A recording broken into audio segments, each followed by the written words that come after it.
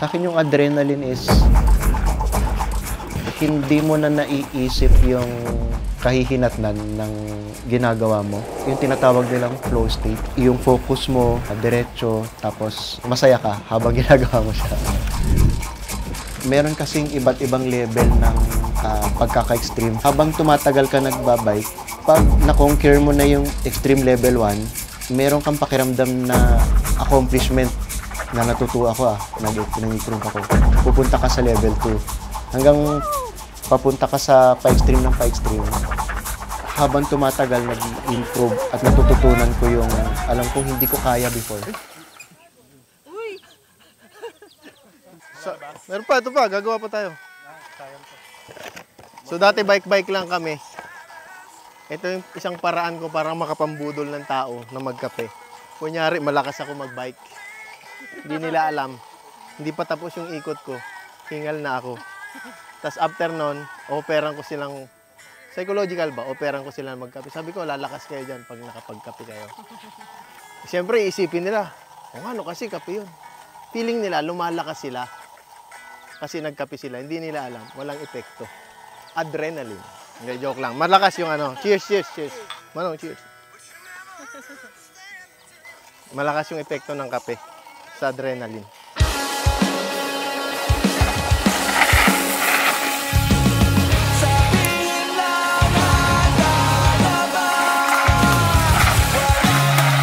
Si Dad, nakilala ko siya sa Secret Trail.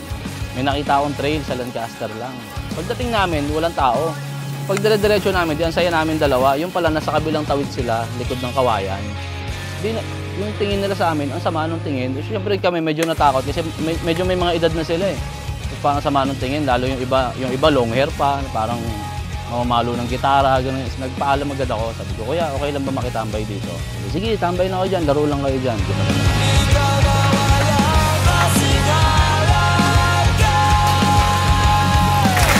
Pag tumambay ka kasi doon, syempre nakikita mo silang gumagawa ng trail. Tulong-tulong ka kunyari, ganyan. Para, syempre, kumbaga tambay, tropa ka na rin doon. Pero sila talaga yung nadatna namin na nandun na.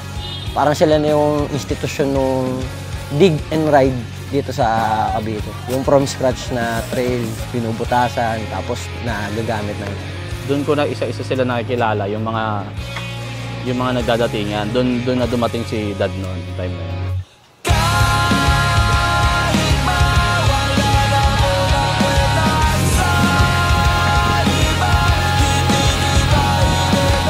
Nasaan yung sponsored bike? Ito ba yun? Pwede ba i-crush to? Oh, may pambayad ka naman. Pwede yan eh. May pamalit ka naman eh. Papa Je, hindi ko akalain, Mabagal ang gutter niyan. ang Pilipinas magkakaroon ng sikat na bike. Yan, Santa Cruz, Manila. Yan si Manong. Ikaw na nga yan.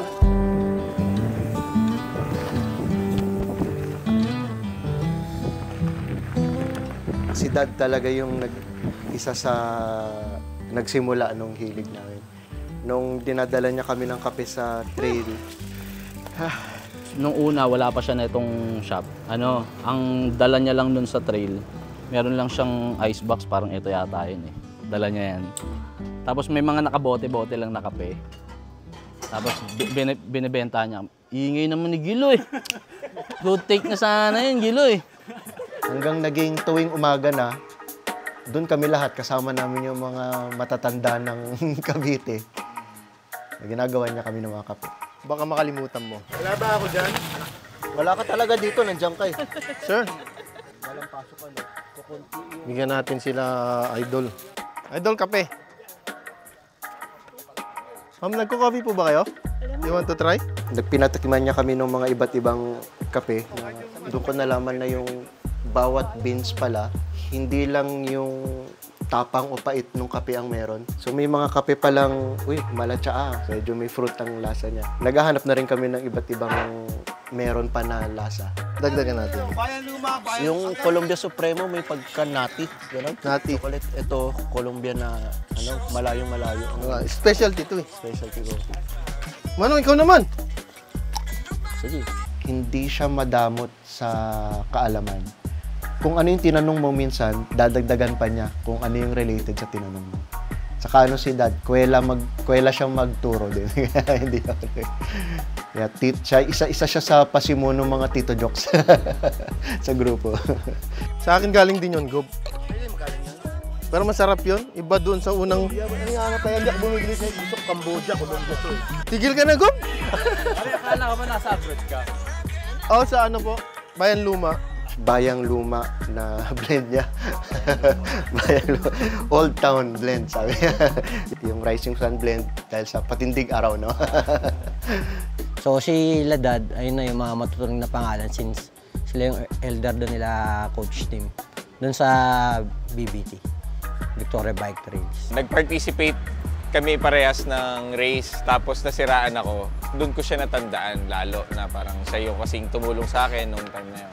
Doon kami mas naging close after nung karera sa Philinvest. Tapos doon namin nalaman, si Jay pala is medyo malalim na pagdating sa kape. Ano ba yung konsepto ng kape? Ano ba yung mga kailangan malaman? Tinuturo niya. Kasaba pa yung tinitinda niya nun. Nasa likod lang ng kotse. Dad, magkano nga yung kape mo dati? Nakabote? 120 ba yun? Nagbayad ako doon isang beses. Tapos after nun, parang naglaylo yung secret nun, time na yun. Kasi yun yung parang nag-lockdown ulit ng 2 linggo ba. After nun, yun na yung nagbukas na siya nung mobile cafe niya. Ang nakilala ko si Eric na taga Cavite, sa araw na ito, may pupuntahan. Hindi siya mag-road trip, hindi rin mamamasyal. Dahil si Eric, magtitinda ng kape. Nag-start ako, pandemic nun May 2020. So kasagsagan ng pandemic yun. Una, sa garahe lang ng bahay. Iba, nauso yung mga plantita. Ako naman, luto, baking, yun. So, nag-start kaming mag-bake ng cassava cake. Yun yung isa sa produkto namin.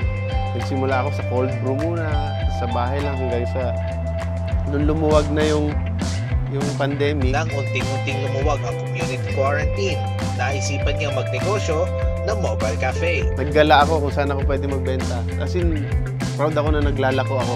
So guys, ito yung coffee shop na nakatayo dito sa Big Birds. Ito yung The Cooking Dad Bake and Brew. Alis ako sa bahay 4 or 5 a.m. Sa tanghali, uwi na naman. Tapos hanap na naman ng ibang pwesto. Umabot ako ng Dasma or sa Bacoor para magtinda. And then after 1 year, naisipan namin mag-asawa na kumuha ng pwesto. At ito na nga yun. Gusto ko lang magkape dun sa bayan ng Imus. Kasi balita ko masarap daw yung kape ron. May maliit silang coffee shop doon. Suki na nila ako since 2020. Let's go! Andito ulit tayo sa sa The Cooking Dad.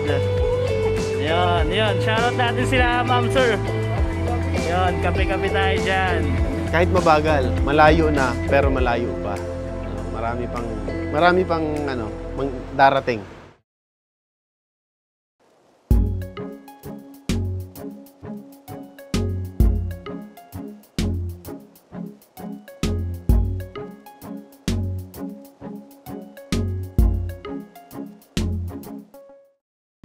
Purpose. At siguro para sa akin, yung purpose, yun yung Purpose is something that you pursue in life. dahilan bakit ka nabubuhay. Yun yung para sa akin, yun yung pinaka definition ko ng purpose. Bakit ka nabubuhay.